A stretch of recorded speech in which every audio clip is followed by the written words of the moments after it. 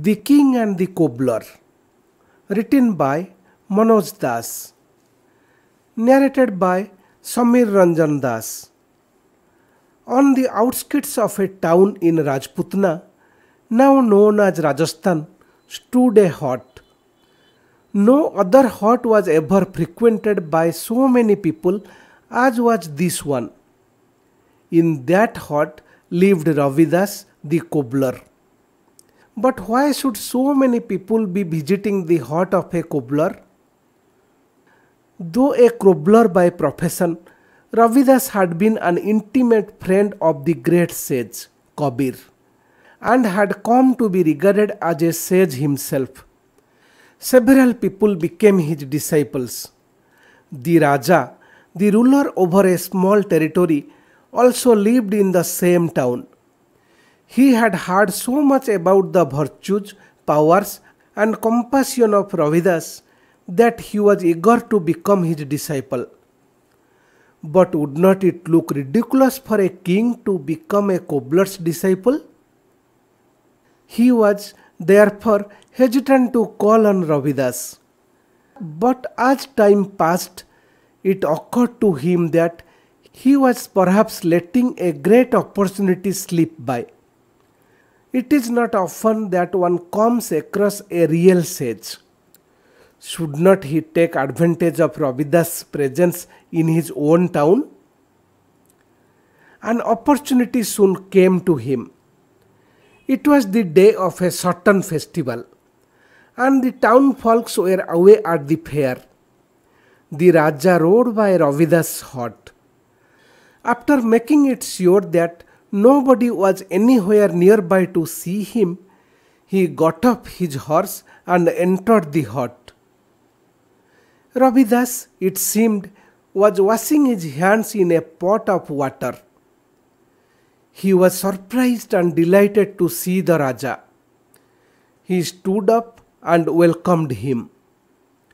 "I have come to you not as the Raja, O noble sage, but as a humble seeker.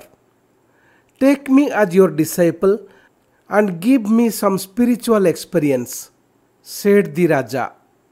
Ravidas immediately handed the pot in front of him over to the Raja and asked him to drink the water in it. Now the Raja was in a quandary. The water looked dirty. Was not the cobbler playing a practical joke on him? Would not he later go about telling others how he had made the Raja drink dirty water? But he did not dare to refuse. He did not trick. He was wearing a woolen gown with long sleeves. He held the pot near his mouth in such a way he could slowly pour the water into his sleeves, which absorbed it, but put down the pot when it was empty. "You can go now, Raja. Meet me again when you feel like," said Ravidas. The Raja was only too anxious to leave the hut for fear of being seen by the people returning from the fair. He bowed to Ravidas, got to his horse and galloped away. A month later, the Raja was told of a strange happening. The royal washerman had a little daughter who was uneducated and innocent. But one fine morning, pearls of wisdom started flowing from her mouth. People began flocking to her for her blessings. Her conduct was like that of a sage who had realized divinity. The Raja was curious. Accompanied by his courtiers, he visited the washerman's house.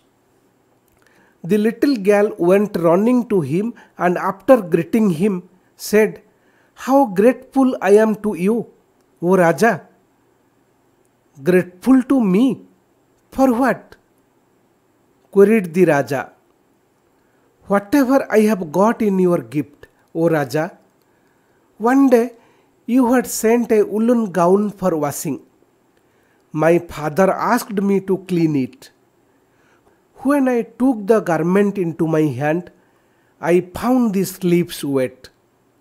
I thought that some very sweet drink from the Raja's cup must have fallen on the sleeves. I pressed my lips and sucked the juice from the sleeves. It tasted wonderful and a great change came over me instantly. I know I was no longer the ignorant daughter of a poor washerman. My mind was filled with joy and compassion, and my heart with strength. I began uttering words which I had never uttered. I have since been attracting so many people, the girl explained. The Raja was perplexed. He ran to Ravidas and told him of all that had happened and requested an explanation.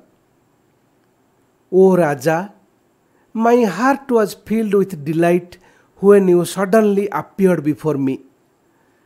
I had just then received a strange power which turns ordinary water into nectar. If one drinks it, it would give him enlightenment. I offered you that nectar, but you wasted it, and the washerman's daughter was lucky to benefit by it. The Raja stood embarrassed and silent for long. He then appealed to the sage. O great soul, cannot you give me the nectar once again? No, Raja, the power comes to me only when I am extremely delighted. One cannot feel delighted by a mere wish, you know. I was delighted when you met me as a humble seeker, replied the sage. Looking at the king with kindness, he added, do not grieve. Continue to aspire for God's grace.